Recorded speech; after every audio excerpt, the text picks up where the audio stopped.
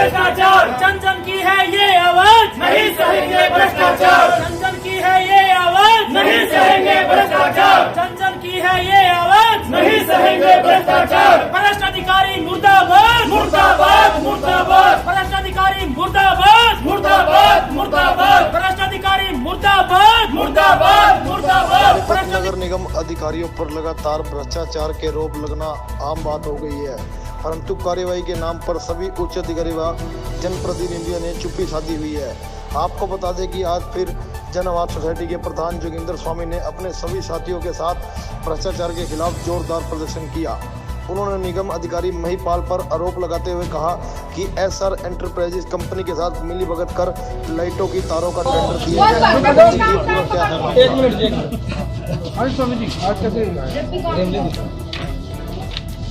आज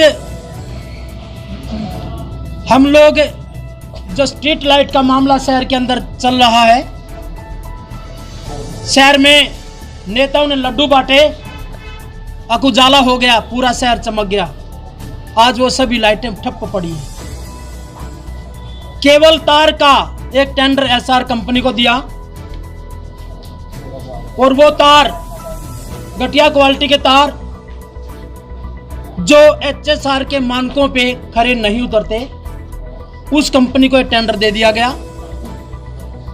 सबसे बड़ी हैरानी की बात तो यह है कि जिस एसआर कंपनी को यह टेंडर दिया गया है वो यमुनानगर से है और उसके ऊपर वहां पे भ्रष्टाचार के आरोप लगे हुए हैं। तो उसमें एक हैरानी का विषय और भी है कि अधिकारी ये कहें हमें मालूम नहीं था इसके ऊपर भ्रष्टाचार के आरोप हैं। उस भ्रष्टाचार में हमारे नगर निगम में उच्च कुर्सी पर बैठे मिस्टर महिपाल जो चीफ इंजीनियर हैं, वो उस समय वहां अधीक्षक अभियंता थे, जिन्होंने इसके साथ मिल करके घोटाले किए एसआर कंपनी के साथ। उस घोटाले में महिपाल जी भी शामिल है और वो भी शामिल है। तो ये आप नहीं कह सकते कि हमें इसकी जानकारी नहीं थी, हमें फीडबैक नहीं था कि ये कंपनी भ्रष्ट तंत्र के तहत चलती है। हमने अधिकारियों को मौखिक रूप से फोन पे भी बताया कि सूरज कंपनी के जो वायर आप देने जा रहे हो ये एचएसआर में नहीं है, जिसका मैं आपको दिखा देता हूं।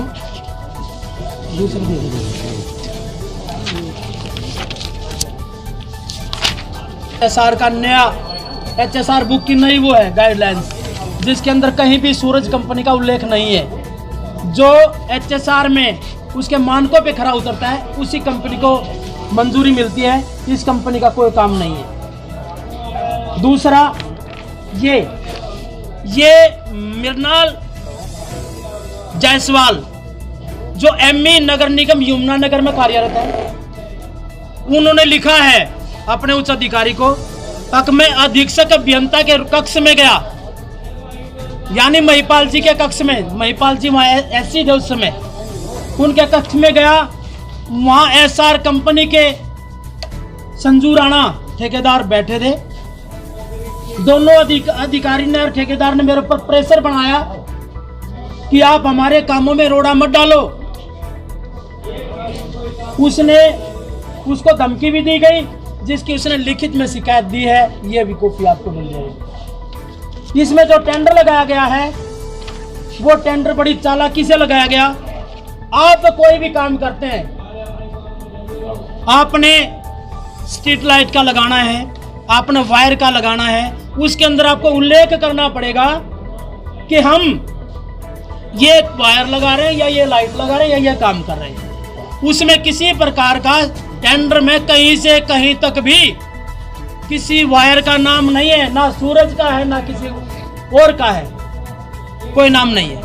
इससे क्या साबित होता है कि इन्होंने षड्यंत्र के तहत इस शहर को लूटने की मंशा से इस प्रकार का टेंडर लगाया और किसी को भनक भी ना हो और चुपचाप अपना तार लगा के लूट के चलते साफ बने।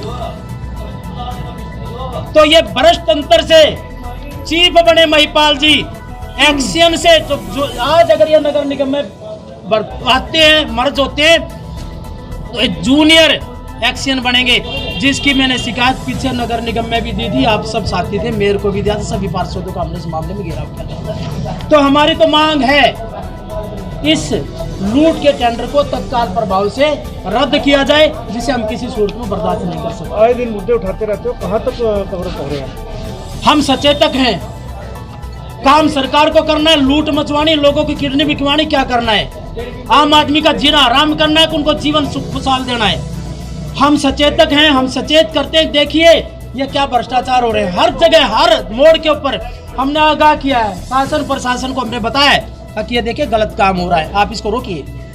और उसकी हमने लिखित में अब भी हमने भेजा है अनिल विज जी को भी, अतिरिक्त मुख्य सचिव हरियाणा शहरी स्थानीय निकाय और निदेशक हरियाणा शहरी स्थानीय निकाय को, इनको कमिश्नर को ज्ञापन के साथ साथ हमने आगे भी लिख के दिया है। तो आज ज्ञापन देने हैं? आज हम ज्ञापन दे रहे हैं। कमिश्नर साहब तो साफ गए, अब देखते दूसरे कौन से आते हैं, उन्हीं के इंतजार है। ज्ञापन कितने दिन तक कार्रवाई नहीं होती तो आगे? अभी देखते हैं इसमें क्या होता है, पहले हम ज्ञापन दे लें, ज्ञापन देने के बाद 15-20 दिन का इनको समय देंगे, क्या चल रहा है क्या नहीं है, आप कहाँ से इसको पूरे करते हो, कैसे मानकों में से कैसे इसको ला रहे हो, क्या कर रहे हो, उसकी जानकारी के बाद ही कुछ किया जाएगा।